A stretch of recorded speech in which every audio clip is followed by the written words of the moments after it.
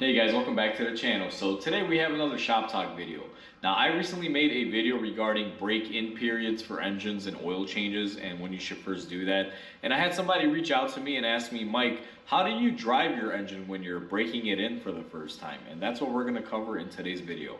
Now before we go ahead and get into it, if you haven't subscribed to the channel, subscribe button down below, go ahead hit that, definitely helps. And definitely smash that like button because it helps out. And with that said, let's go ahead and get started on today's video. So I had someone email me asking me that, hey, it's great that you covered the topic of changing your oil at 1,000 miles for a break-in oil change, but how are you supposed to actually drive a new engine to make sure that it breaks in correctly?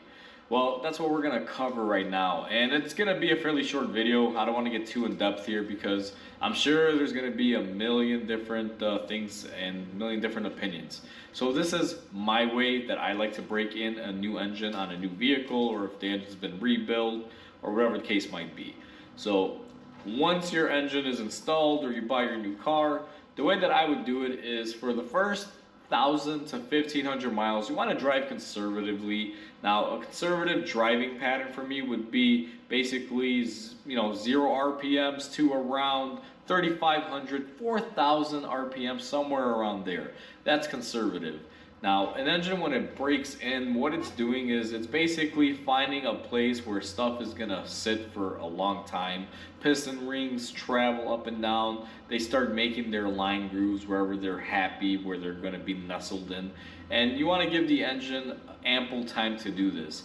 Usually it's about 1,000 to 1,500 miles.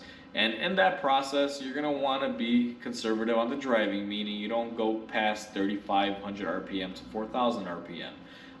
That's my main thing that I wanna drive to you guys. You don't get into a new car and just start revving it and flooring it and driving it like you stole the thing. Now that you know what RPM range to drive your engine in when you're breaking it in, let's talk about the certain scenarios that you're going to be driving your engine in. Now, on any new engine or new vehicle, you want to avoid extended periods of just idle time. You definitely don't want a brand new engine idling for hours on end, just sitting there, not really getting any RPMs, just sitting at a constant, let's say 600 RPMs. That'll actually, I guess you can say, cause the engine to be lazy because those piston rings don't get to wear out. The faster an engine spins, different forces are put on there. It'll expand certain parts and it'll help settle them in correctly.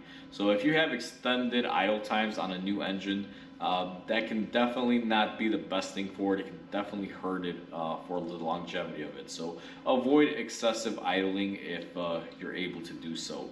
Another thing that you want to do is you want to have a nice mix of driving. Let's say you bought a brand new car. You don't want to just take it on the highway and keep it at 70 miles an hour for 1,500 miles or until you reach that mileage marker, just because the engine will only get used to that one certain, I guess you can say, circumstance where it's running on a highway, and it may settle in properly when it comes to piston rings and things like that, because the engine will only know that, soft range RPM. It's kind of nestled into, that. So what you want to do is have a nice mix. What I would like to say is do a 50-50 mix of city driving and highway driving. So if you're gonna do, let's say, 1,000-mile braking period, you want to have some highway, some city. The main reason why is you want to flex the engine in a whole bunch of different scenarios. The engine's going to have some, deceleration. It's going to have to upshift the transmission and downshift it. It's going to have to kind of engine brake a little bit. You need all these little factors to help really break in the engine correctly. So I always tell people, do a nice mixture of stop and go traffic.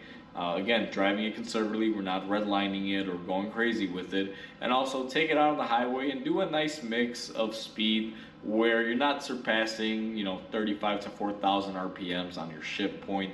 And do that for, as much as you can, and be conservative with it. Again, that's the key word here. Never just beat on your engine, otherwise it's not going to break in properly. So that's the best way to do it, is just do a nice mix. I remember when I bought my first car that had basically no miles on it. I remember it was around 1,500 miles, and I was purposely, just me being a mechanic, You know, driving it in certain scenarios and, you know, doing like certain upshifts and downshifts just to make sure I had the proper break-in procedure. So as long as for a modern engine you do a nice conservative engine RPM and you do a variety of different drives where you're, you know, on a highway or you're driving a stop and go traffic, you know, that would be the best thing for your engine. Now there is a little bit of debate here too, because if you're buying something to tow with it, I would say try to avoid towing something, you know, like a camper or boat on a newer vehicle for the first few hundred miles, you know, just to not straighten out the engine, make sure it gets the utmost best amount of time to, you know, wear in properly. And that's pretty much going to cover it, guys. Some of this stuff that I said here is formulated based on opinion, and I'm basing it on my experience of what I've seen. A lot of people will say, you know, don't do any of it, just drive your car and change your oil at 5,000 miles. That's how you feel. I mean, at the end of the day, it's your wallet, it's your vehicle, do what you want. I'm not going to sit here and tell people what to do. I'm just simply sharing my opinion and my experience in this matter. But if you wind up following this type of steps, you will find that your engine will be a long-lasting engine, as long as it's not inherently known for having like a particular, you know, repair that goes on it or something. But for the most part, it's a good thing to break it in. It definitely helps out. So with that said, guys, hopefully you guys enjoyed this video. Please comment, like, and subscribe because it definitely helps the channel grow. Hope you guys have a wonderful day, and I'll catch you guys in the next video.